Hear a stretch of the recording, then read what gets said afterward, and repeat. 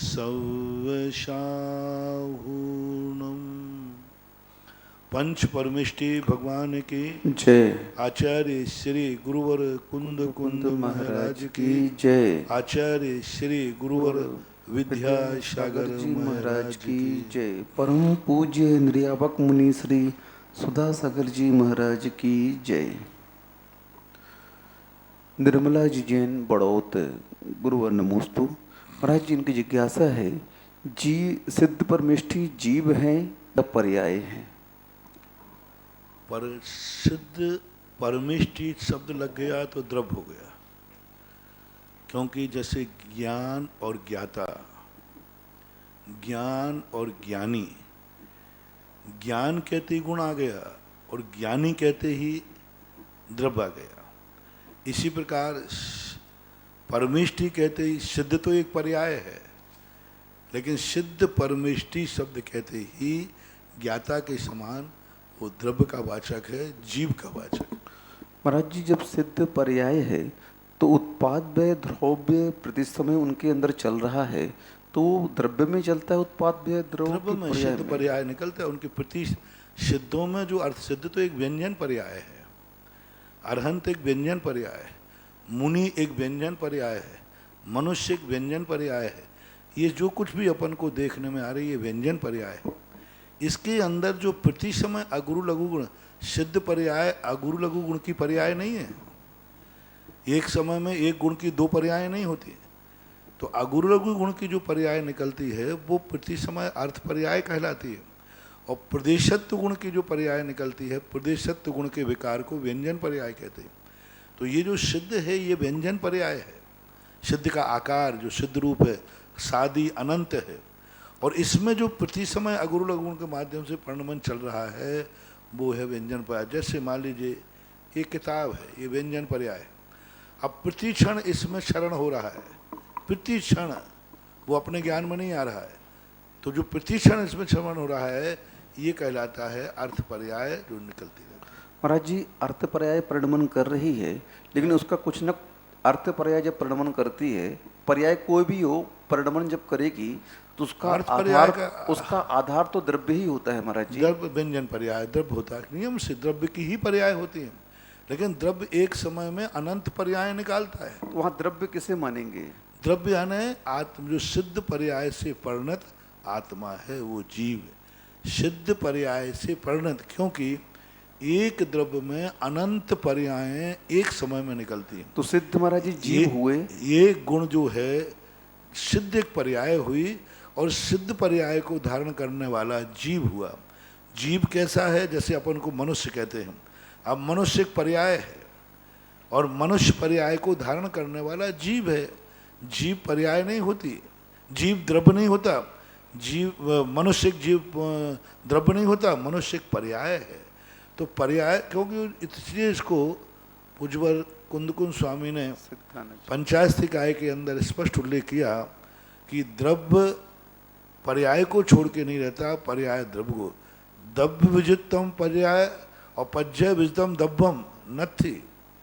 पर्याय के बिना द्रव्य नहीं, द्रव्य के बिना पर्याय नहीं। ऐसा लगता है जैसे दूध है पर्याय है, अब दूध पर्याय है, अब द्रव्य क्या है? द्रव्य पुद्गल है। अब लेकिन अब दूध को अपन पुद्गल कहें, कैसे व्यवहार बनेगा? दूध पर्याय है, अब दूध पर्याय है कि द्रव्य है? कोई पूछे, बहुत छोटे से स्टूल धरा दें जिससे तुम्हें समझ में आ जाए। दूध जो है पर्याय है, द्रव्य नहीं है। लेकिन दूध की पर्याय से युक्त जो पुद्गल है वो द्रव्य है। घी पर्याय है, अब द्रव्य क्या है उसमें? पुद्गल है। महाराज जी, 6 द्रव्य होते हैं, तो सिद्ध को किन द्रव्यों में दिया जाएगा? जीव द्रव्य, सिद्ध एक पर्याय और महाराज जी कुंदकुंद महाराज कहते हैं सिद्धा न जीवा, वो अलग है। सिद्धांत ग्रंथों की व्याख्या क्या है? सिद्धांत ग्रंथ हमेशा नैमित्तिक कथन करते हैं। संसार की अपेक्षा से सिद्धांत वहीं खत्म हो जाता है जब वो सिद्ध बन जाते हैं। सिद्धांत का जो दौड़ है वो गुण स्थान तक है, मार्गणा स्थान तक। षटखंडागम गौमठ सारे सिद्धांत ग्रंथ है। ये सिद्धांत की सीमा ही कहाँ है? इसका विषय क्षेत्र है 14वां गुणस्थान का अंतिम समय। मार्गणा है, जब तक मार्गणा है। गुणस्थान और मार्गणातीत जो कथन है वो सिद्धों से बाहर हो जाए, सिद्धांत से बाहर हो जाता है। सिद्धों का वर्णन सिद्धांत ग्रंथों में नहीं मिलेगा, कोई चर्चा नहीं, कुछ लेना देना नहीं, गुणस्थान खत्म, सिद्धांत खत्म। तो वो 10 द्रव्यों के, 10 प्राणों के द्वारा से जो जी रहा था द्रव्य और जिएगा वर्तमान में संसार अवस्था में, उन 10 प्राणों का अभाव हो जाने से सिद्धा न जीवा, ऐसा कहा जाता है। यदि सिद्धों को अपन जीव नहीं मानेंगे, चेतनत्व से रहित मानेंगे, तो प्रदीप निर्माणवत एक ऐसा संप्रदाय है जो गुणों के अभाव का नाम मोक्ष मानता है। एक ऐसा मत है जो गुणों का वहीं सब कुछ तिरोहित हो जाना उसको मोक्ष मानता है। ऐसा नहीं है, चेतना गुण जो आत्मा का है लक्षण, वो तो सदा विद्यमान रहेगा।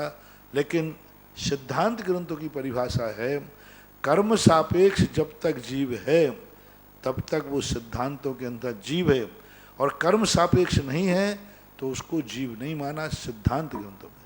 और सिद्धांत ग्रंथों में व्यवहार न और निश्चय न की व्याख्या नहीं होती, क्योंकि सारा कथन वहाँ व्यवहार से ही होता है। कोई भी सिद्धांत ग्रंथों में निश्चय न व्यवहार न की कथन नहीं होते। षटखंडागम, गोमटसार, जीवकांड आदि में कोई निश्चय नहीं, कोई व्यवहार नहीं। वहाँ तो मात्र इतनी है जो कर्म सापेक्ष मार्गणा और गुणस्थान में जीव जब तक है तब तक उसका वर्णन, उसका एड्रेस सिद्धांत ग्रंथों में मिलेगा। और जैसे मार्गणा गुणस्थानातीत हुआ वो एड्रेस से गायब हो जाएगा, फिर आप उसके खोजने के लिए अलग लक्षण खोजना पड़ेगा। इसलिए पर्यायों को समझें। हमें लगता है, जैसे हमने आपसे पूछा दूध पर्याय है, तो आप दूध में द्रव बताओ क्या है, तो पुद्गल है। पुद्गल तो तुम्हें कोई आज तक किसी दूध को कोई पुद्गल कहते पाया गया? घी को पुद्गल कहते पाया गया? एक पत्ते को, पेड़ के पत्ते को कोई पुद्गल कहते पाया गया? कोई ने भी पुद्गल नहीं कहा, लेकिन है पुद्गल है। तो जब पर्याय मुख व्यक्त हो जाती है तो संसार में, व्यवहार में पर्याय को ही मुख्यता की जाती है। इसी प्रकार जैसे दूध पर्याय है, इसी प्रकार सिद्ध भी पर्याय है, अरहंत भी पर्याय है। और उसके जो उस पर्याय को धारण करने वाला जो जीव है वो द्रव्य है। जीव ना सिद्ध होता है, ना अरहंत होता है, ना मुनि होता है, ना नर नारकारी पर्याय रूप होता है। जीव तो मात्र जीव होता है जो अपने आप से परिणमन कर रहा था, परिणमन करेगा और परिणमन किया था, वह द्रव्य कहलाता है। उसको पर्यायों से कोई लेना देना नहीं। लेकिन पर्याय के बिना द्रव्य का स्वभाव है उत्पाद व्यय ध्रुव युक्तम सत। जब तक द्रव्य में उत्पाद व्यय ध्रुव नहीं होगा वो द्रव्य ही नहीं रहेगा। ऐसे समष्टि मानना चाहिए, ऐसा सवई सिंह राजकिरण जैन, अमर पाटन, सतना। गुरुवर नमोस्तु। महाराज जी, इनकी जिज्ञासा है कि आपने एक दिन प्रवचन में कहा था कि जो व्यक्ति दान देता है वह मरकर के भोग भूमि जाता है। तो महाराज जी, सम्यक दृष्टि अगर सत्पात्रों को दान देगा तो भोग भूमि क्यों जाएगा? वो देव पर्याय में जाएगा, क्योंकि आपने ये भी कहा था कि भोग भूमि से ज़्यादा सुख देव पर्याय में होता है। पूरा प्रवचन अभी हुआ ही नहीं, मैंने पहले ही से प्रवचन में कह दिया था कि हमें अकाल मौत से बचना है। हमें उस डर से बचना है जो हर समय मेरे सिर पर खड़ी है। कभी मौत आ सकती है। पूरे प्रवचन की भूमिका सुने और उसके बाद जो खड़ा है तो हम कम से कम पहली बात तो हम ऐसा प्रयास करें कि हम मरे ही नहीं, अमर हो जाएं, मृत्यु से परे। लेकिन अब मृत्यु से परे नहीं होते हैं तो दूसरी मांग मैंने बताई थी, कम से कम इतना तो हो जाए कि हमें ये मौत का 24 घंटे डर लग रहा है। 24 घंटे हम 24 घंटे मौत से डर रहे। अरे चलते हैं तो मौत से डर रहे, सड़क पे चलते तो मौत से डर रहे, अभी कोरोना है तो मौत से डर रहे, 24 घंटे गाड़ी में बैठे मौत से डर रहे। यानी ये मौत का साया, ये मौत की छाया, ये मौत रूपी भूत हमें जीने का कोई आनंद ही नहीं लेने दे रही। मैं जिंदा हूं और आनंद, दुख हो रहा है मरने का।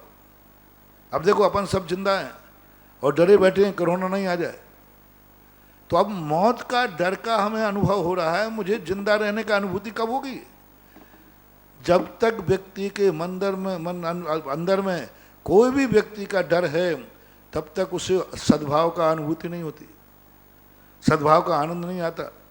तो आज मौत का छाया अपने ऊपर इतना ज़्यादा मंडरा रहा है 24 घंटे कि उसको जीने का आनंद नहीं आ रहा है। तो मैं ये कहना चाह रहा हूँ कि तो कम से कम इतनी तो जीवन मिल जाए कि हम मौत से कम 24 घंटे तो नहीं डरें। तीर्थंकर बन जाए, अच्छी बात है। तीर्थंकरों को कभी मौत का डर नहीं रहता, उनको कोई मौत का डर नहीं, कोई आयुबंध का डर नहीं, क्योंकि आयुबंध उनको होना ही नहीं है। मौत का डर नहीं, अपन को तो मौत का डर है, आयुबंध का 24 घंटे डर है, कब पता नहीं कौन सी आयुबंध हो जाए। धन्य है वे तीर्थंकर जिनको मौत का डर नहीं, आयुबंध का डर नहीं।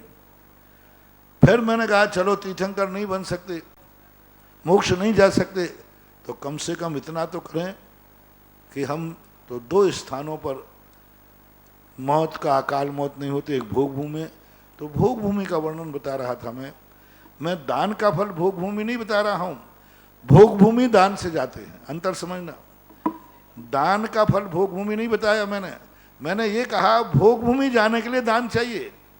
जब भी कोई भोग भूमि जाएगा दान देने वाला ही जाएगा, दान देने वाला भोग भूमि ही जाता है, सो बात नहीं है। और दूसरी बात है, अभी प्रसंग हमारा रुका है उसमें, देवगति के बंध के कारण में क्या कहा, देवगति सुबह कहीं वहां दान पूजा को नहीं लाए, व्रत समिति गुप्ती समिति परिसय जय आदि जो सराग संयम आदि हैं उनके लिए शुभ कर्मों के बंध के लिए कारण। वो आया था ना सराग में, बाल तपांसी देवई से, वो एक सूत्र है तत्वार सूत्र में, सराग संयम संयमा संयमा बाल तपांसी। तो आप बताओ इसमें क्या आया, सराग संयम, संयमा संयम और बाल तप, ये देवगति के देवायु के बंध के कारण बताए।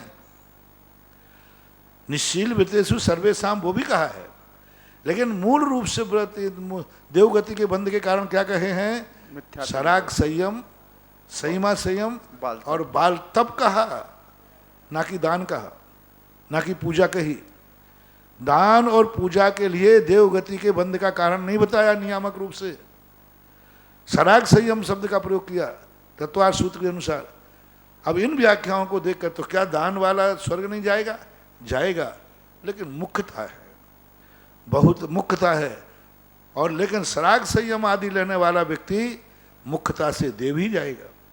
क्या सराग संयम वाला भोग भूमि नहीं जा सकता, जा सकता है, मुख्यता की अपेक्षा है। जैसे ज्ञानावरणी कर्म के बंध के कारणों में तत्प्रदोष नन्नव आदि ज्ञानावरणी का, तो क्या उस समय शेष 7 कर्म नहीं बंध रहे, 6 कर्मों का बंध नहीं हो रहा है, हो रहा है, लेकिन मुख्यता की अपेक्षा कहा जाता है। ये आम्र वन है तो क्या उसमें नीम का पेड़ नहीं है, रैनी का पेड़ नहीं है, क्या और जामुन का पेड़ नहीं है, है, लेकिन मुख्यता से आम्र फल है। इसलिए दान की व्याख्याओं में भोग भूमि जाने वालों को दान की मुख्यता है ये बताया था। उसको उल्टा समझें, तुम समझने में चूक गए। दानी व्यक्ति भोग भूमि जाता है सो बात नहीं, भोग भूमि में अकाल मरण नहीं है, तो वो भोग भूमि हमें कैसे मिलेगी, तो दान से मिलेगी, ऐसा मानना चाहिए। विशाल जैन, बंटी गोधा, किशनगढ़, गुरुवर नमोस्तु। महाराज जी, आज ये कोरोना बहुत तेजी से फैल रहा है और कुछ डॉक्टरों का व्हाट्सएप ऐसा आ रहा है कि ये कोरोना कुछ नहीं है, लेकिन महाराज जी इसके दुष्परिणाम सामने आ रहे हैं, तो हम इनकी बातों पर विश्वास मैं तो एक ही बात जानता हूँ, मैंने बहुत सारे लोगों को हल्ला करते सुना है, आयुर्वेदिक वाले बहुत हल्ला करते हैं, बहुत हल्ला करते हैं, ये सब एलोपैथिक सब। और जब उनको आयुर्वेदिक बीमारी आ गई तो वो एलोपैथिक डॉक्टर के पास पाए गए। जो ऐसा चिल्ला रहा है इसको कोरोना हो जाए, देखना ये फिर कहाँ मिलेगा, ये देखना ये सैनिटाइज करता हुआ मिलता है कि नहीं। ये सब बातें हैं। देखो सारा विश्व एक साथ जिससे जूझ रहा है, एक व्यक्ति फ्रॉड हो सकता है, एक देश फ्रॉड हो सकता है।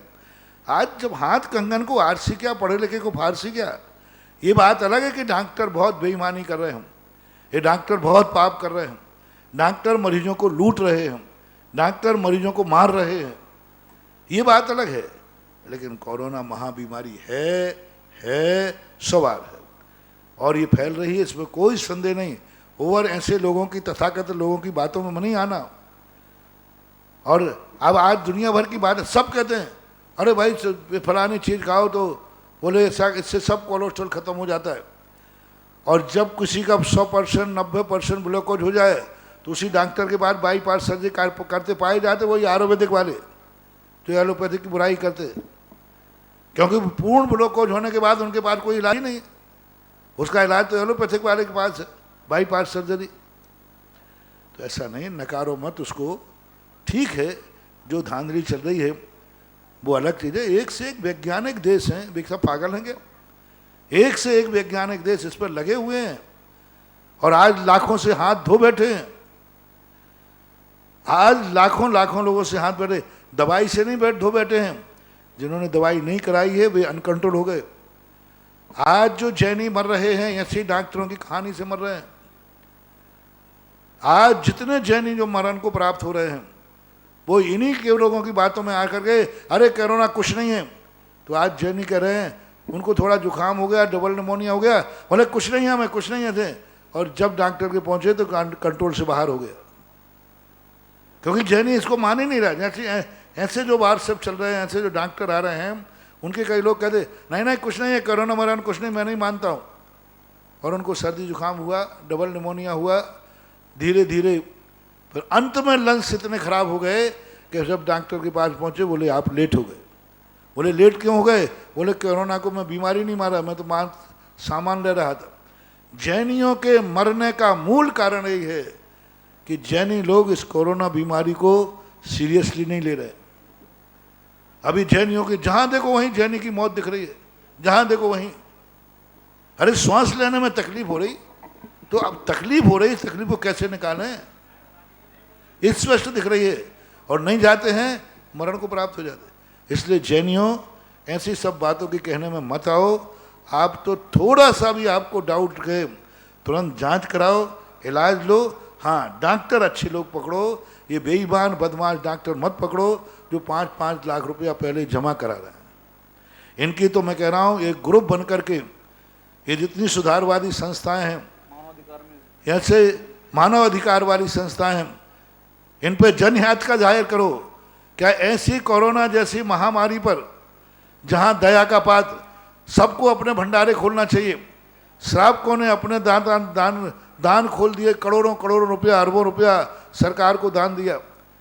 संस्थाओं ने जाके, आज ये डॉक्टर इतने कसाई हो गए, इतने कसाई हो गए। इनके ऊपर मानव अधिकार वाले जो हमारी सामाजिक संस्थाएं हैं, आरएसएस संस्थाएं हैं, जो बड़ी बड़ी संस्थाएं हैं, ये संस्थाएं आंदोलन करें और जो डॉक्टर ऐसी मजबूरी में 5 लाख रुपया पहले जमा करा रहे हैं, ऐसी अस्पतालों को लिए बंद कराएं, डॉक्टर पर रिपोर्ट करें, जनहित याचिका जाहिर करें कि सरासर लूटना है। 5 लाख रुपया क्या कहलाता है एक कोरोना बीमार वाले से? कहाँ जाएगा वो? अब सरकारी अस्पतालों की तो सीमा होती है, प्राइवेट वाले तो इन पर अपन एक्शन उठाएं। बीमारी को सरल कह करके जनता को न भड़काएं, जनता को इस प्रकार से कह करके उनको फ्री ना करें। और जैनियों से मेरा कहना है इस बहकावे में ना आवें और इस सीरियस लेवें। जो ऐसा कहने वाले हैं ये बकवास है, 100% बकवास है, 100% बकवास है कि ये बीमारी कुछ भी नहीं है, ये कुछ भी नहीं, सब कहने की बातें हैं। निर्मल जैन मिर्ची, अशोकनगर। गुरुवर नमोस्तु। महाराज जी, इनकी जिज्ञासा है कि देवकृत जो 80 तीर्थंकर भगवान के कहे गए हैं उसमें मैत्री भाव एक आता है। तो महाराज जी, क्या समोषणों में जो मैत्री भाव देखा जाता है वे सारे मैत्री भाव देव कराते हैं क्या? नहीं, मैत्री भाव केवल ज्ञान का अतिशय है, ना कि देवकृत अतिशय है। देवकृत लिख रहे हैं। नहीं, केवल ज्ञान का अतिशय है मैत्री भाव। और केवल ज्ञान के साथ मैत्री भाव, सभा में शेर बिल्ली आदि सब एक साथ बैठ रहे हैं, ये केवल ज्ञान के अतिशय है। संप्रदा जैन, नवी मुंबई। गुरुवर नमोस्तु। महाराज जी, इनकी जिज्ञासा है कि प्रत्येक तीर्थंकर के केवल ज्ञान के लिए वृक्ष रखा गया है कि किसी न किसी वृक्ष के नीचे उन्हें निर्वाण की प्राप्ति होती है। तो महाराज जी, हमारा प्रश्न ये है कि बिना वृक्ष के खुले आकाश में पर्वत पर बैठ कर के उन्हें निर्वाण की प्राप्ति नहीं होती क्या? ऐसा मानते हैं कि वृक्ष के नीचे गुरुत्वाकर्षण एक अलग ढंग का होता है। इसलिए महापुरुष जब भी ध्यान लगाते हैं किसी वृक्ष के नीचे विशेष रूप से लगाते हैं।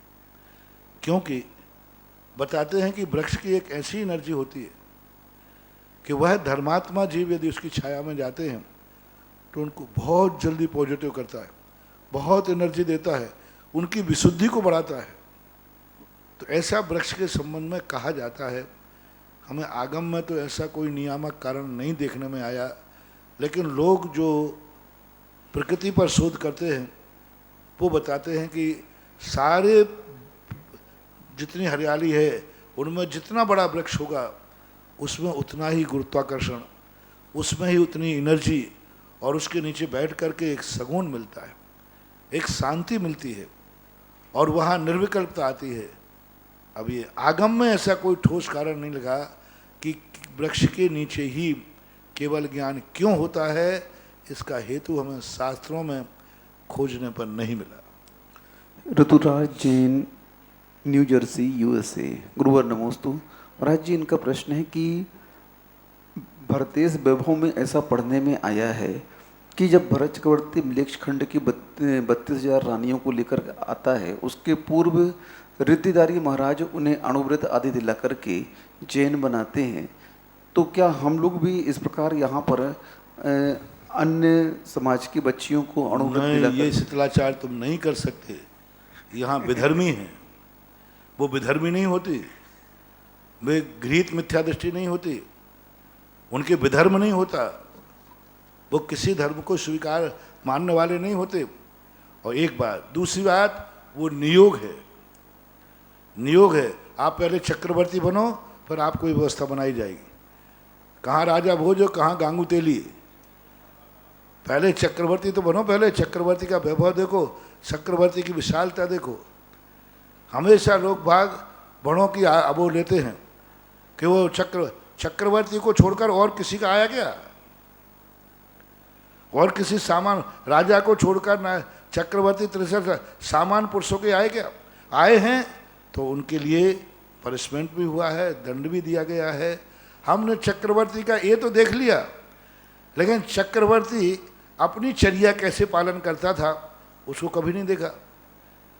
चक्रवर्ती इतना उदासीन होता है, इतना उदासीन होता, कह लो परिवार जीवन में नहीं चल देता। एक रानी के एक ही संतान होती है, चक्रवर्ती भोगी नहीं होता। मात्र रानियों का एक पद होता है, चक्रवर्ती मात्र नियोग करता है। एक नारी का स्वभाव है मातृत्व देना, बस।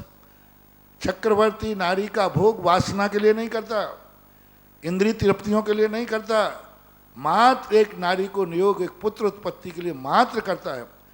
उसका प्रमाण है कि एक नारी के, एक रानी के एक ही पुत्र की उत्पत्ति होती है, दो की नहीं होती।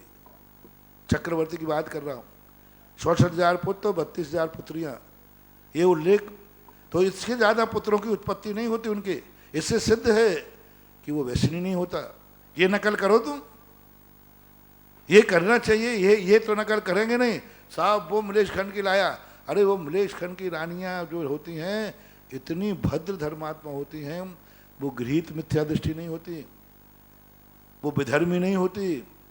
वहाँ के भी राजाओं की बच्चियाँ होती हैं। वो ये ऐसी बच्चियाँ नहीं होती जो तुम्हारे मछुआरों के लिए आओ तुम महाराज जाके, हाँ वहाँ मछुआरों की पकड़ के लाओ, इनकी मांसाहारी की पकड़ के लाओ, इनकी विधर्मियों की पकड़ के लाओ। वो राजाओं की राजकुमारियाँ, मलेक्ष खंड में भी राजा होते हैं, उन राजाओं की राजकुमारियाँ होती हैं, विधर्मी नहीं होती। वो उनका अंश विधर्मी नहीं, उनका वंश विधर्मी नहीं, उनका कोई संस्कार विधर्मी नहीं होता है।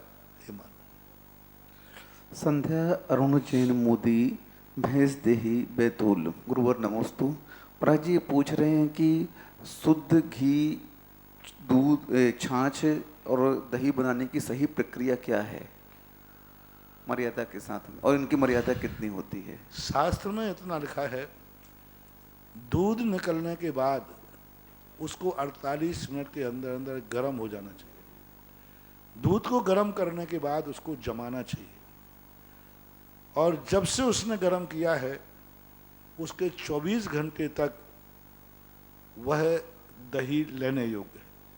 24 घंटे, उसके बाद 6 घंटे की मर्यादा और बढ़ाई जा सकती है यदि उसको छाछ बना दिया जाए। यदि उसको बिलोर दिया जाए, मथानी से बिलोर दिया जाए तो मट्ठे की जो मर्यादा है देखिएगा 6 घंटे तक उसकी मर्यादा चलती है। नवनीत जो निकलेगा उसकी मर्यादा 48 मिनट के अंदर अंदर उसको अग्नि से संस्कारित होना चाहिए। घी की कोई मर्यादा नहीं होती। तो ये जो अपने यहाँ गर्म करके दूध को जमाने पर 24 घंटे के अंदर अंदर वह दही का प्रयोग किया जा सकता है। महाराज जी कई लोग 5-6 दिन के मलाई का भी दूध घी निकाल लेते हैं। नहीं, वो घी मलाई का घी, अब देखो इस प्रक्रिया में आगम में कोई परिभाषा नहीं लिखी। गरम का घी करके निकालना आपके लिए चल जाएगा, लेकिन त्यागी वृत्तियों के लिए नहीं चलना चाहिए। तृप्ति जैन मुजफ्फरनगर, गुरुवर नमोस्तु। महाराज जी इनकी जिज्ञासा है कि पद्म पुराण में आया है कि जब रावण का अंत हुआ उसके अंतिम प्रहर में लंका में कुसुमायुध उद्यान में महासंघ के साथ अतिवीर मुनिराज पधारी। तो महाराज जी यदि ये महाराज दशानन के जीवित रहते पधार जाते तो नारायण और प्रतिनारायण में बैर नहीं होता, क्योंकि रिद्धिधारी महाराज जी जहाँ पर रहते हैं वहाँ पर सुभिक्ष रहता है और आपस में बैर नहीं होता। तो क्या ऐसा संभव है महाराज जी? तो महाराज पदार्थ कैसे जाते, कर्म आने दे तब नहीं।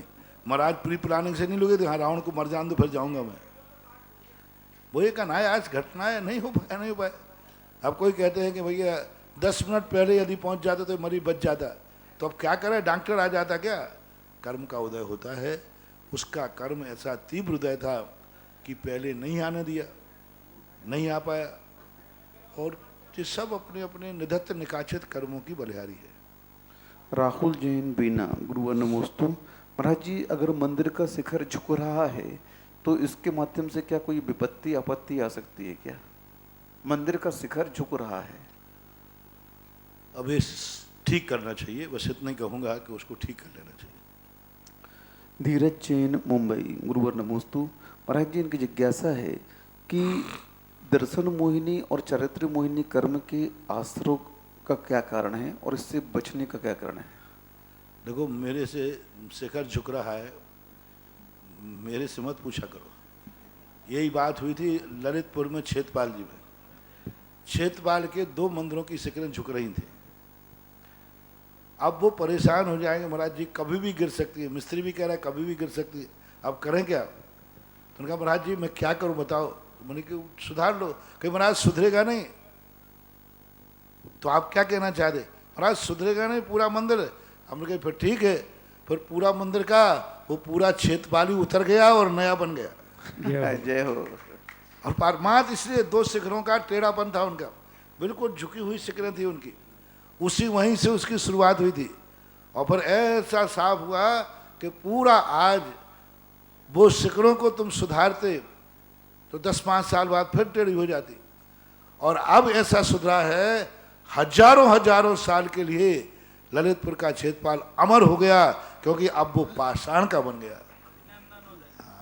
इसलिए अब मेरे से पूछ कर उपद्रव मत करो, झेका मेका लगा के काम चलाओ। और मेरे से करना हो तो फिर बाईपास सर्जरी। महाराज जी चारित्र मोहिनी कर्म और दर्शन मोहिनी कर्म का क्या कार्य हुआ करता है और इससे बचे कैसे? कारण के लिए शास्त्रों में वर्णन किए, चरणानुग के ग्रंथों में कहा कुगुरु कुदेव को शास्त्रों से बोलो बचो, 3 मूर्ताओं से बचो, मदों से बचो। 2 कारण, 3 मूर्ताएं कुगुरु कुदेव के साथ और अहंकार मद से कसायों से बचो। ये चरणानुग की व्याख्या है।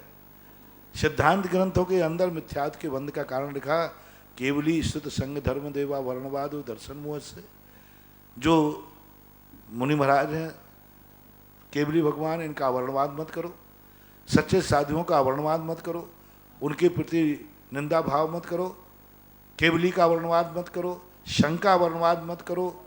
ये दर्शन मोहिनी के बंध के कारण है। अवर्णवाद करोगे, केवली का अवर्णवाद करोगे, दर्शन मोहिनी का आश्रय। शंका वर्णवाद करोगे, दर्शन मोहिनी का आश्रय। जिनवाणी का वर्णवाद करोगे, दर्शन मोहिनी का आश्रय। और नहीं करोगे तो दर्शन मोहिनी से बच जाओगे। चारित्र मोहिनी के अंदर यही बात है, तीव्र कसाय करोगे। चारित्र मोहिनी के बंध में सबसे बड़ा कारण है तीव्र कसाय, बात बात में क्रोध, बात बात में मान, हमेशा मायाचारी, हमेशा लोभ प्रवृत्ति रखना, हमेशा लोभ प्रवृत्ति रखना, इंद्रियों की लंपटता रखना आदि। प्राणी संयम, इंद्रिय संयम ना होने के कारण चारित मोहिनी का बंध होता है। बचने का उपाय यही है, प्राणी संयम, इंद्रिय संयम, कसायों पर प्रसम भाव लाएं। तो ये सब चारित मोहिनी से बचने के उपाय हैं। परम पूज्य आचार्य गुरुदेव श्री विद्यासागर जी महाराज के परम आज्ञानुवर्ती शिष्य निर्यापक श्रवण मुनि पुंगव श्री सुधासागर जी महाराज के मुखारबिंद से देश और विदेश में अपने घरों में विराजित जिनवाणी चैनल के समक्ष या सुधा कलश चैनल के माध्यम से अपनी अपनी जिज्ञासा का समाधान पाने वाले सभी भक्तों की ओर से परम पूज्य गुरुवर के चरणों में बारंबार नमोस्तु। महाराज श्री आपकी असीम अनुकंपा हमारे ऊपर बनी रहे और ऐसे ही धर्म ध्यान हम लोग आपके चरण सानिध्य में बैठ करके करते रहे, ऐसी भावना पूरे देश विदेश वालों की भावना है। महाराज श्री इस क्षेत्र पर चलने वाली बहुत सारी योजनाओं में आज भी बहुत सारे भक्तों ने यहाँ पर अपनी अपनी शक्ति अनुसार घोषणाएं भेजी हैं। असीम कालीन भक्तामर वेदांत तपोदय तीर्थ में जो चलता है बड़े बाबा के चरणों में, उसमें 51,000 रुपए की राशि से एक भक्त ने निमिषा, अमित, आशीष, रागिनी, आरुषि, रियांश जैन, न्यू जर्सी प्रवासी, भोपाल निवासी, इन्होंने एक असीम कालीन भक्ता में अपना नाम दिया। एक बार जोरदार तालियों के साथ अनुमोदना करेंगे। और एक भक्त ने इस क्षेत्र पर भक्ति कलश, जो पावन वर्षा युग चल रहा है, उसके लिए भक्ति कलश की स्थापना की भावना भाई है।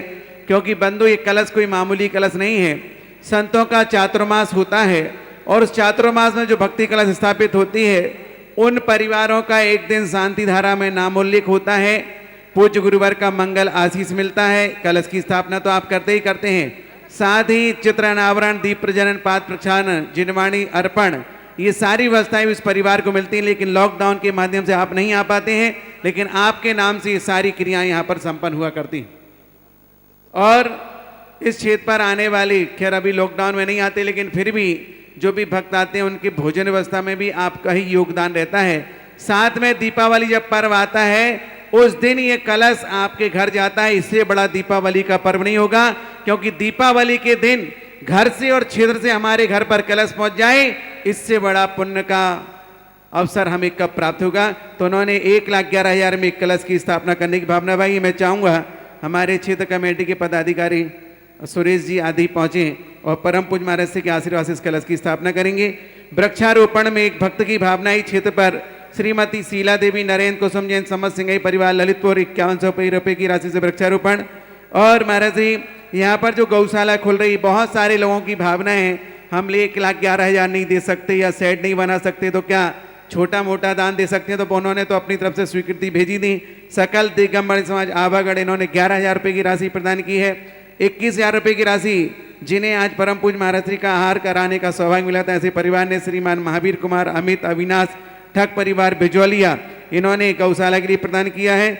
और चंद्रोदय तीर्थ क्षेत्र चांदखेड़ी में एक भक्त महाराज श्री, उन्होंने अपना नाम घोषित करने की भावना नहीं भाई, उन्होंने कहा नाम तो हमारा भले ही आप कार्यालय में लिखा देना, लेकिन गुप्त दान से हमारा एक विधान चंद्रोदय तीर्थ चांदखेड़ी में, वो बंधु मैं कहना चाहता हूँ, पूरे बेल्ट में जो चांदखेड़ी के आसपास के बेल्ट है, चांदखेड़ी की महिमा को जानते हैं, परम पूज्य महाराज जी के मुखारबिंद से सुना है। मैं समझता हूं कि जिस दिन 365 दिन नाम हो जाएंगे उस दिन ही विधान प्रारंभ होने वाला है। इसलिए ऐसा ना हो कि हम वेटिंग लिस्ट में और आरएसी में ही पड़े रहें और लोग पुण्यार्जन करके चले जाएं। तो 51,000 रुपए की राशि से 300 भी हो जाएगा तो कर शुरू करा दो। हाँ, महाराज श्री का कहना है 300 भी हो जाएंगे तो शुरू हो जाएगा, लेकिन जब तक इतने नहीं होंगे तब तक शुरू नहीं होगा। मैंने पहले ही कहा था, राजस्थान का सबसे प्राचीन क्षेत्र है, बहुत बड़ा प्राचीन, इस एरिया का, इस तरफ एरिया का बहुत प्राचीन मूर्ति है, प्राचीन और सबसे मांगलिक जो सौम्यता, मूर्ति की सौम्यता जितनी होती है वह बहुत अच्छी मूर्ति है चांदखेड़ी के अंदर।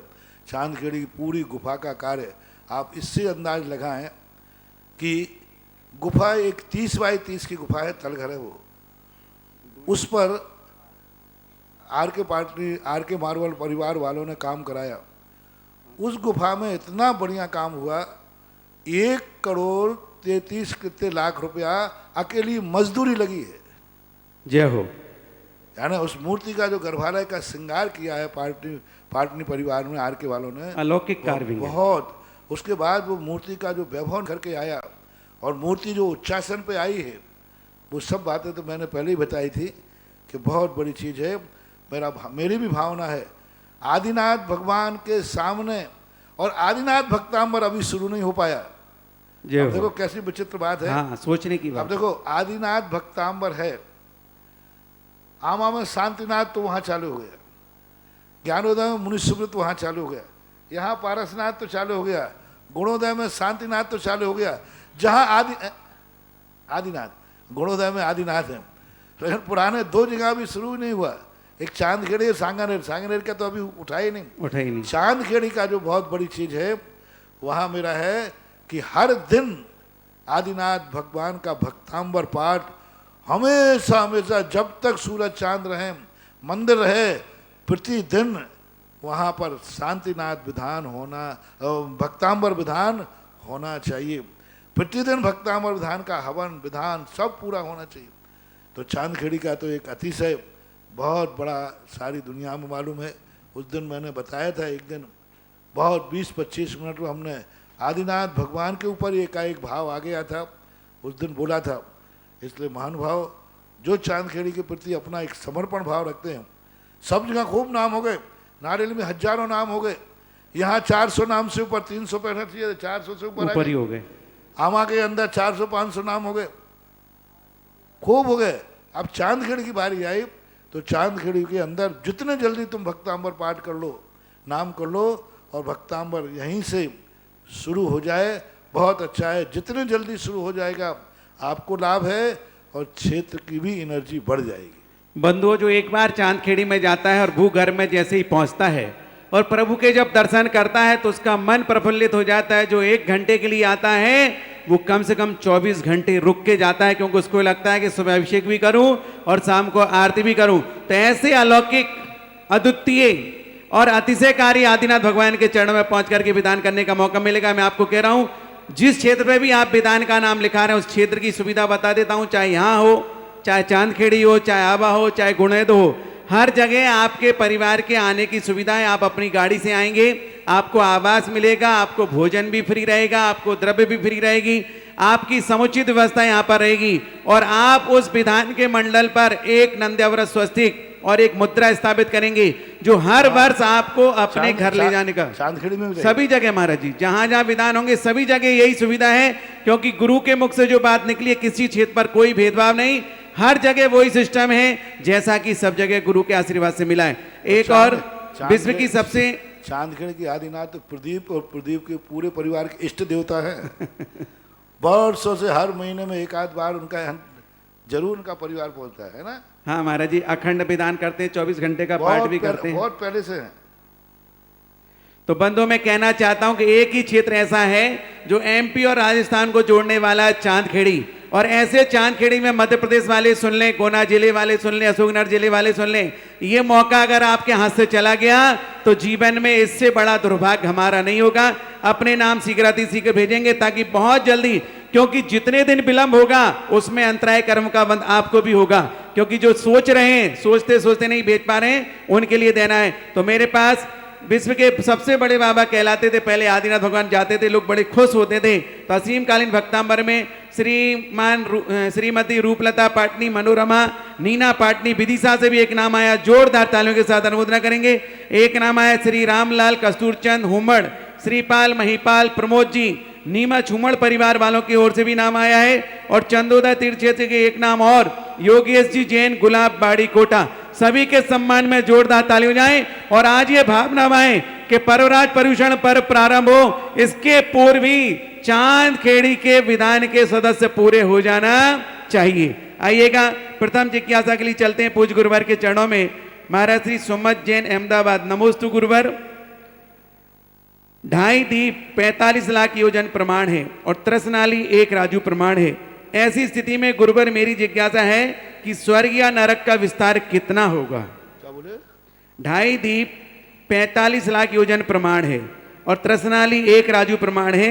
ऐसी स्थिति में गुरुवर मेरी जिज्ञासा है कि स्वर्ग या नरक का विस्तार कितना है? 1 राजू प्रमाण, पूरे 1 राजू में त्रसनाली के बराबर पर। 2.5 दीप में मात्र मनुष्यों की विवक्षा को लेकर, मोक्ष की विवक्षा को लेकर के है। मध्य लोक तो 1 राजू में फैला हुआ है, पूरा तृष्णाली है, नरक भी पूरे एक राजू में पूरे तृष्णाली में है, और स्वर्ग भी एक राजू में फैले हुए, पूरे स्वर्गों के विमान पूरे एक राजू, ऐसे लंबाई चौड़ाई के अंदर पूरे एक राजू में। ये जो ऊपर आकाश में तारागण दिख रहे हैं ना, ये पूरे तिल की पट्टी के समान पूरे एक राजू में व्याप्त हैं, यहाँ से लेकर स्वयंभू रमण समुद्र तक व्याप्त हैं। तो इस प्रकार से स्वर्ग, नरक और मध्यलोक का पूरा विस्तार एक राजू प्रमाण है, और ऊपर जाकर के 13 राजू प्रमाण, क्योंकि एक राजू नीचे कलंकला पृथ्वी है, सप्तम नरक के नीचे एक राजू प्रमाण जो जगह है वहाँ पर त्रस जीव नहीं पाए जाते, वहाँ स्थावर जीव पाए जाते हैं। तो इस प्रकार से त्रसों का रहने का स्थान तृष्णाली ही है। ढाई द्वीप से मात्र मनुष्यों की मुख्यता को लेकर के ढाई द्वीप का विशेषता है, और मोक्ष जाने का रास्ता ढाई द्वीप से है, इसलिए विशेषता है। बाकी भौगोलिक स्थिति से तो ये मध्यलोक का एक राजू प्रमाण में ही लेना चाहिए। अगली जिज्ञासा है पूज्य गुरुवर के चरण में नमोस्तु। अनिल कुमार जी पटवारी परिवार बिजोलिया। महाराज श्री मन पर्या ज्ञान और अवधि ज्ञान ये दोनों तो देश प्रत्यक्ष है, वह मति ज्ञान व श्रुत ज्ञान क्रम से प्रत्यक्ष परोक्ष और परोक्ष है, इसका क्या अर्थ है? कृपया समाधान देकर अनुग्रहित करें। मति ज्ञान और मना पर्या ज्ञान और अवधि ज्ञान ये दोनों तो देश प्रत्यक्ष हैं, व मति ज्ञान व श्रुत ज्ञान क्रम से प्रत्यक्ष परोक्ष और परोक्ष है, इसका क्या अर्थ है?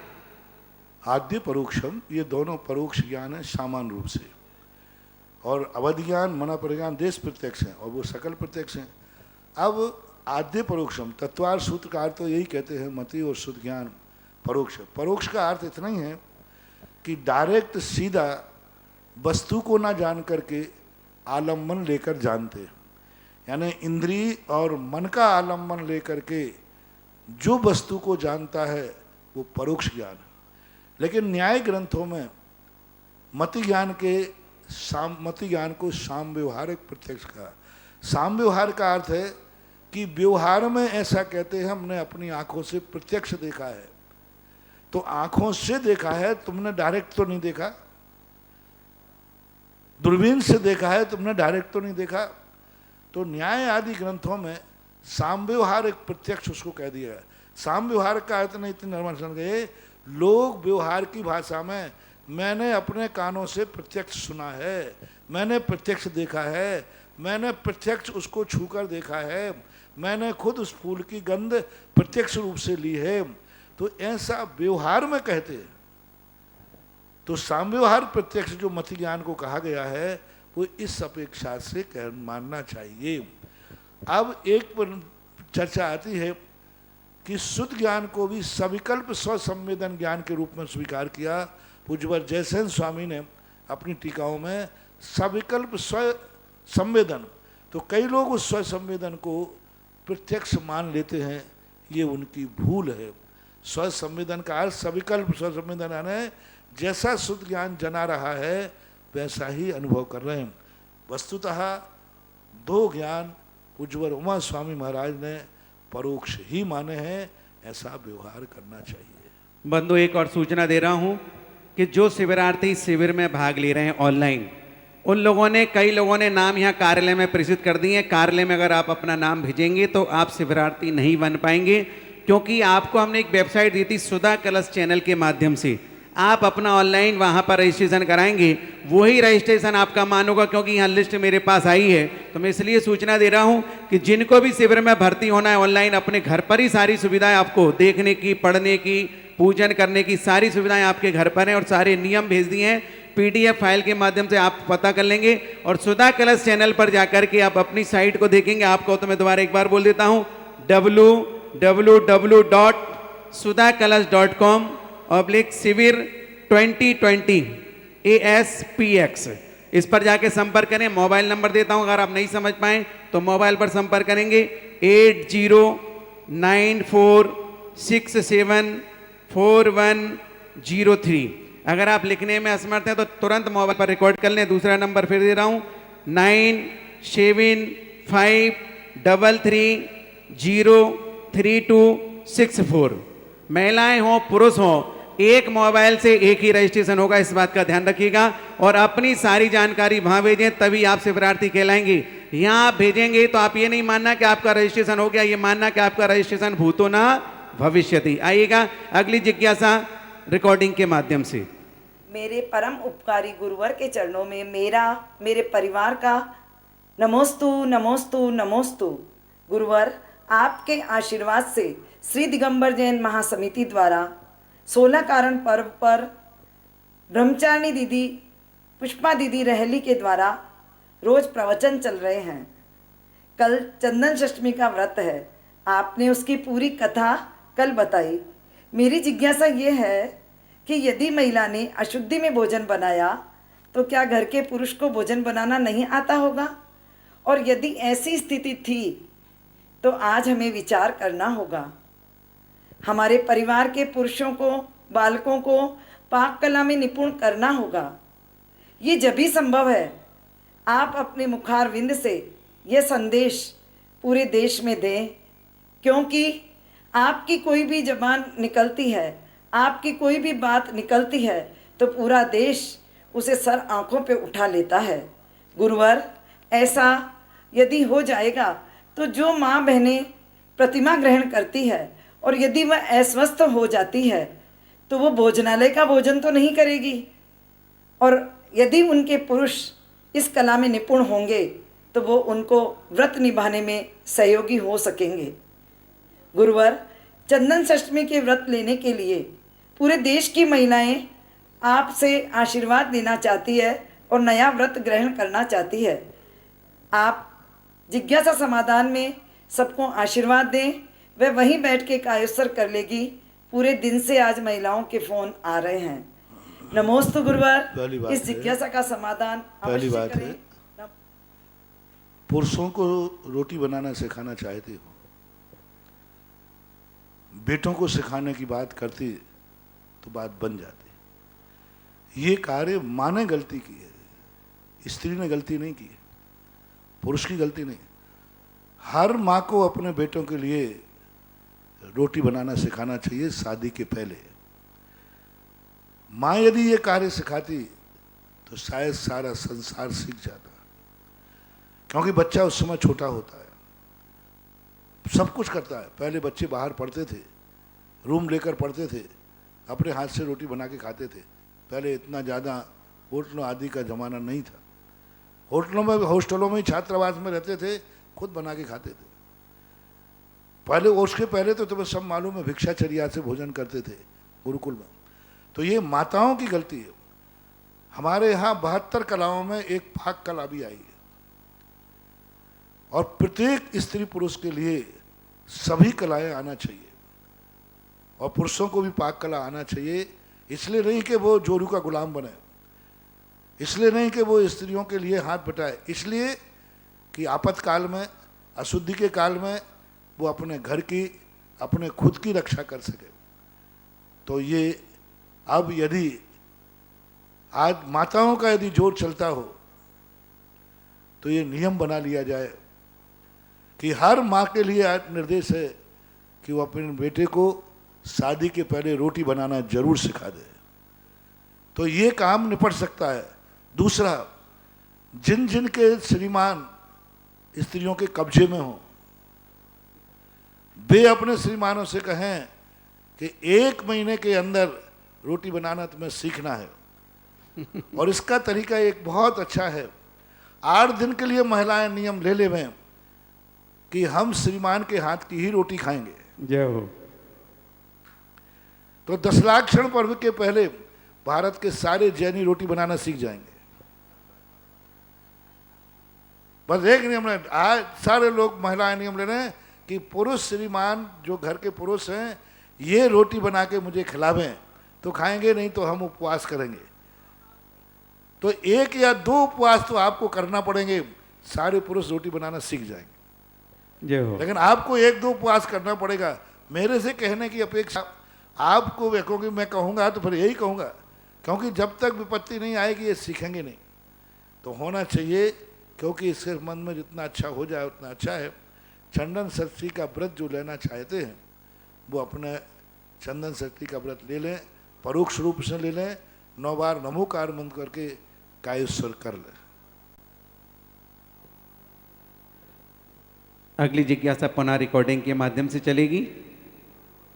परम पूज्य गुरुदेव के पुनीत पावन चरणों में त्रिबार नमोस्तु निवेदित करते हुए मैं सुरेश गदिया भिलवाड़ा से। महाराज से मेरी एक जिज्ञासा है। वर्तमान में प्राय देखा जाता है कि जब शादी या विवाह करना हो तो लड़के और लड़की की कुंडली मिलाई जाती है,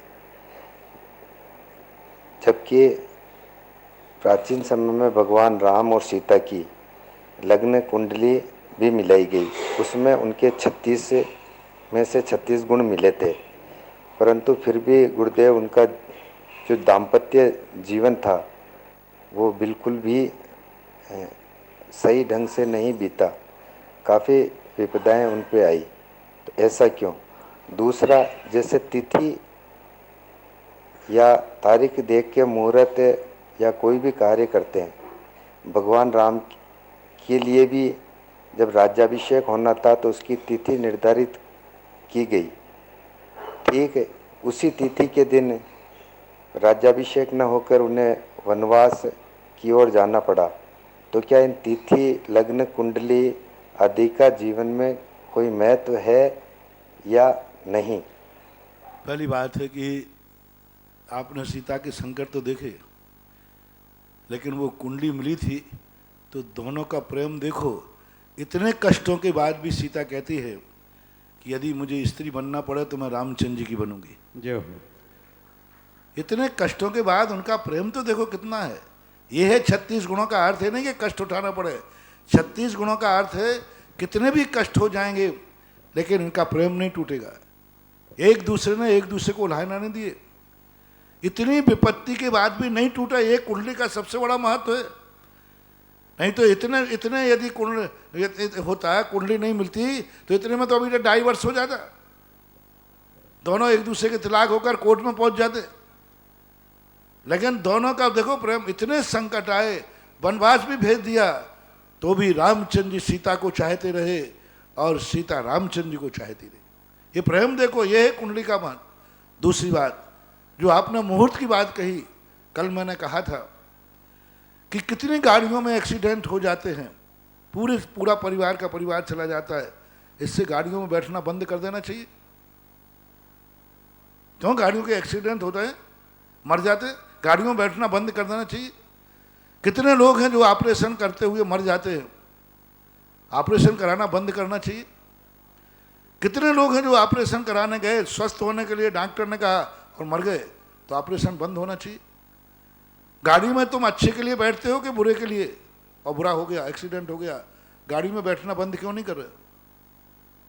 जिस प्रकार से गाड़ियों में एक्सीडेंट हो रहे हैं फिर भी लोग गाड़ी में बैठना चालू रखते हैं, क्योंकि एक्सीडेंट कम होते हैं, सकुशल यात्रा ज़्यादा होती है।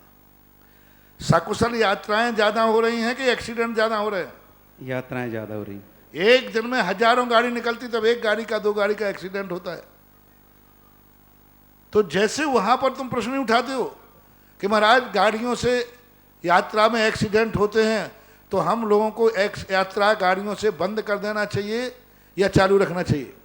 फिर इस गाड़ियों में बैठने का महत्व क्या हुआ?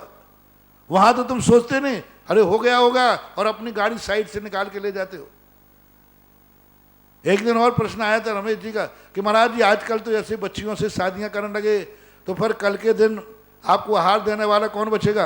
अरे भाई ये बताओ, माता पिता की खुशी के अनुसार, परिवार की इच्छा अनुसार शादियां ज्यादा हो रही हैं कि भगोड़ी शादियां ज्यादा हो रही हैं?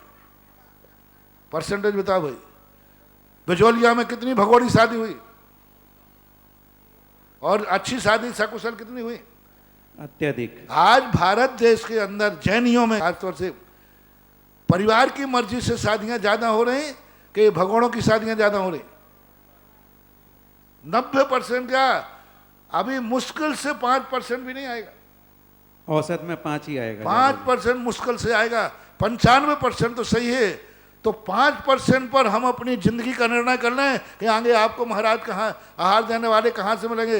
अरे अभी 95% रिजल्ट है, अभी चिंता की जरूरत नहीं है। जय हो। इसी प्रकार से मुहूर्त आदि के संबंध में एक रामचंद्र जी की घटना घट गई तो घट गई, लेकिन कितने मुहूर्त पर कितनों के काम सही हुए हैं उनके अनुसार क्या बात है। एक रामचंद्र की घटना मुहूर्त पर गलत घट गई या दुर्घटना हो गई तो क्या मुहूर्त देखना बंद कर दें? एक व्यक्ति ऑपरेशन थिएटर में मर गया तो ऑपरेशन कराना बंद कर दें? गाड़ियों पे जाना बंद हो गया तो गाड़ियों पे जाना बंद कर दें? यही तो लोग यहाँ, यही तो सबसे बड़ी बुद्धिहीनता है। एक आध साधु कोई भ्रष्ट हो गया, अरे बड़ा साधु बनने, आजकल साधु ऐसे हो गए। अरे भाई एक साधु भ्रष्ट हो गया तो क्या सारे साधु भ्रष्ट हो गए? भ्रष्ट होने की संख्या ज्यादा है कि अच्छे साधुओं की संख्या ज्यादा है? अच्छों की ज्यादा है। ये तो हमेशा से होता है। बस सबसे बड़ा उदाहरण आपको दे दिया, गाड़ियों का एक्सीडेंट होने पर क्या लोगों ने गाड़ियों में बैठना बंद कर दिया? इसी प्रकार एक मुहूर्त पर गलत हो जाने से क्या मुहूर्त निकालना बंद कर देना चाहिए? 95% 90% मुहूर्त सही ही निकलते। वो घटना जो घटी वो कर्म के लिए नहीं बांच पाए। कर्म यदि सब कुछ मुहूर्त ही करता है तो फिर कर्म क्या हो? मुहूर्त हवा के समान होता है। मुहूर्त बुझते हुए दीपक को हाथ लगाने के समान होता है। मुहूर्त घी नहीं है, मुहूर्त बाती नहीं है, मुहूर्त दीपक नहीं है।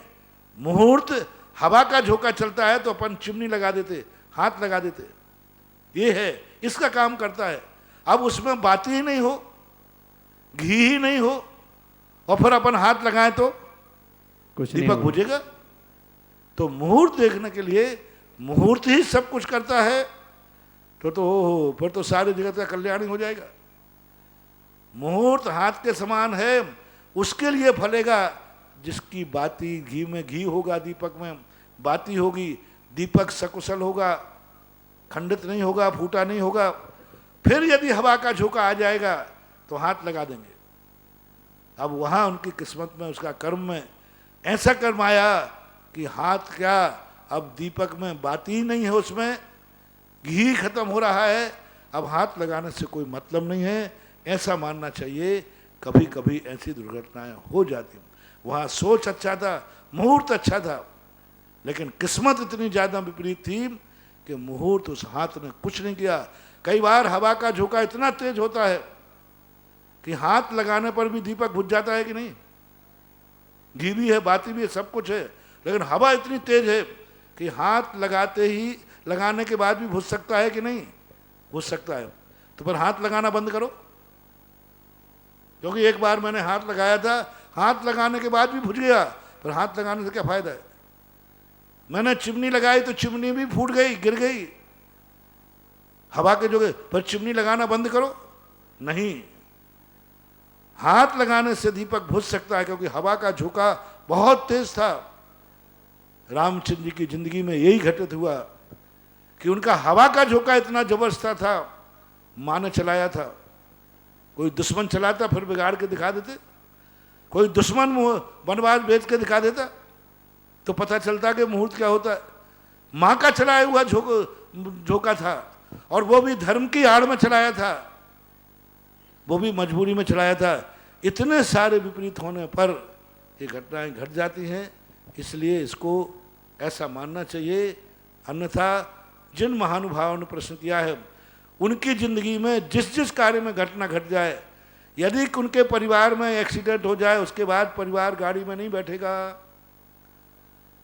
यदि कोई दवाई नुकसान कर जाए तो दवाई नहीं खाएगा। भोजन करने से दस्त लग जाए तो भोजन नहीं करेगा। क्योंकि कल मैंने भोजन किया था तो उससे दस्त लग गए, दस्त लग गए थे, आज से भोजन खत्म। क्यों? एक बार दस्त लग चुका। ऐसा सोचो महानुभाव। अगर महाराज जी मुहूर्त गलत होता तो सीता जी वनवास क्यों जाती? सीता जी ने पग पग पर साथ दिया उनका, रामचंद्र जी का। हाँ, वो कुंडली सब सही थी। आइएगा अगली जिज्ञासा एक और रिकॉर्डिंग के माध्यम से। परम पूज्य मुनिश्री जी के लिए सादर नमोस्तु। मांगरोल से नविता जैन ये जानना चाहती हैं कि अधिकांश जीवों का मरण लेटे लेटे होता है, तो फिर प्रश्न ये है कि विग्रह गति में भी जीव के तेजस और कर्मांश शरीर लेटे लेटे ही अन्य गति में जाते हैं, या पर्यकासन से जाते हैं, या खड्गासन से जाते हैं, या फिर कोई अन्य व्यवस्था होती है, जानने की जिज्ञासा है। नमोस्तु महाराज श्री जी। प्रश्न ये है कि लेटे लेटे यदि व्यक्ति के प्राण निकल जाते हैं तो फिर वो किस आसन से जाएंगे? हमारे यहाँ मोड़ा होता है। पहले आत्मा के शरीर के जो प्रदेश है वो कोई ना कोई मोड़ा लेंगे। मान लीजिए लेटा है तो वो लेटे के सीधे निकलेंगे, क्योंकि आकाश तो अनंत है। चाहे खड़े में निकलें चाहे बैठे में निकलें, वो सीधे निकल जाएंगे। जैसे मान लो लेटा है तो उसको सिर की तरफ जाना है, मान लीजिए दक्षिण सिर है, तो उसके प्राण दक्षिण की तरफ निकल जाएंगे सीधे। और जहाँ उसको ऊपर जन्म लेना है वहाँ जाकर के मोड़ा लेकर के फिर सीधे हो जाएंगे। इसी प्रकार पैरों की तरफ से निकल जाएंगे। मान लो दक्षिण सिर है तो पैरों की तरफ से पैरों से निकल जाएंगे। मान लो पूरब की तरफ जाना है तो ऐसे आड़े पैर के लेटे लेटे निकल जाएंगे, इधर निकल जाएंगे। और जहाँ उसको वहाँ तक तो सीधा जाएगा। जैसे मेरे हाथ को देखें लेटा हुआ, ये हाथ लेटा हुआ है और आत्मा के प्रदेश मान लो सामने जाना है, और सामने जा कर के जहाँ उसको जन्म लेना, ऊपर जन्म लेना है, यहाँ से 2 कोस दूर, 2 कोस दूर में लेना है, तो यहाँ के आत्मा के प्रदेश सीधे लेटे लेटे जाएंगे। और जहाँ उसको जन्म लेना है वहाँ के बाद वो सीधे होकर के और उस जीव में जहाँ पर जाना है वहाँ लेंगे। क्योंकि जो शरीर में जिस आकार में निकलते हैं वो आकार नहीं बिगड़ता। यदि वो लेटे हुए गए हैं तो शरीर लेटे हुए जाकर के वहाँ जाकर खड़े हो जाएंगे और फिर वो अपने गति पकड़ेंगे, श्रेणी पकड़ेंगे। एक बात। दूसरी बात, क्योंकि आगम में ऐसा प्रश्न उठा के कोई जवाब नहीं दिया गया। दूसरी बात यह है, लेटे ही लेटे यदि गए और लेटे ही लेटे जाकर के वहाँ चले जाएंगे जहाँ उसको जन्म लेना है, और वहीं जाकर के जहाँ जन्म लेगा वहाँ जो योनि स्थान होगा उस योनि के अनुसार अपने आत्मा के प्रति को सिकोड़ लेंगे। कोई बाधा नहीं है। मान लो जैसे यहाँ हाथी का आत्मा जा रही तो हाथी के आकार की जाती है, चींटी की जा रही तो चींटी के आकार की जाती है। यदि लेटी हुई आत्मा जा रही है तो लेटी हुई चली जाएगी, क्या बात हो गई। सीधा जाके ऐसा मोड़ा लेगा और वहीं से मोड़ा लेके लेटे हुए आत्मा के प्रदेश सीधे चले जाएंगे लेटे हुए, और जहाँ उसको जन्म लेना है वहाँ सिकुड़ जाएंगे। ये 2 व्याख्याएं मानना चाहिए। दूसरी व्याख्या ज़्यादा आगम से प्रमाणिक है। पहली व्याख्या मात्र मेरा चिंतन है, मेरा सोच है, उसको आगम में कहीं लिखा। दूसरी जो व्याख्या की है, लेटे हुए आत्मा के प्रदेश लेटे हुए ही जाएंगे लेटे हुए जाए और सीधे लेटे हुए जाकर के और वो विग्रह अनुश्रेणी गति पकड़ेंगे।